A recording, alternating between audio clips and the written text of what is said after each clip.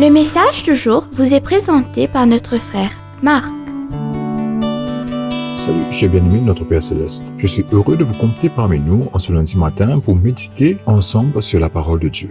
Bien-aimés, Jésus revient bientôt.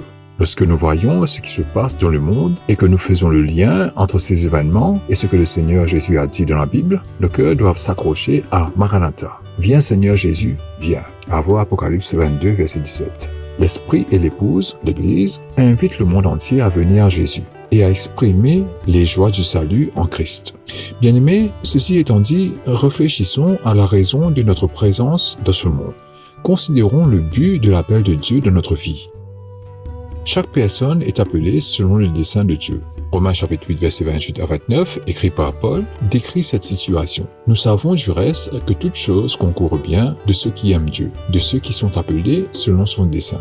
Veuillez lire l'intégralité des Écritures pour en saisir pleinement le sens. Oui, mes chers, chaque personne est appelée selon le dessein de Dieu, c'est-à-dire vous.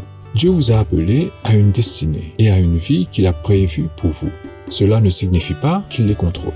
Au contraire, Dieu connaît vos dons, vos désirs, vos capacités, et c'est sur cette base qu'il a conçu la destinée parfaite. Rien que pour vous. Oui, mes chers, rien que pour vous. Et cela inclut votre mariage, votre famille, votre carrière, votre ministère, vos amis et vos influences. Le croyez-vous? De plus, lorsque vous vous engagez à marcher dans ce dessein, en aimant Dieu et en le servant, tout concourt à votre bien. Quelle promesse incroyable! Chers amis, cela signifie que quelles que soient les difficultés et les circonstances négatives qui vous attendent, nous pouvons être rassurés que Dieu œuvre en notre faveur pour faire naître de bonnes choses dans toute adversité. N'est-il pas merveilleux de découvrir cette vérité? Que Dieu vous bénisse tous. Demain, nous poursuivrons avec le message « Vous avez un but ». Passez une bonne journée en lui. Au revoir.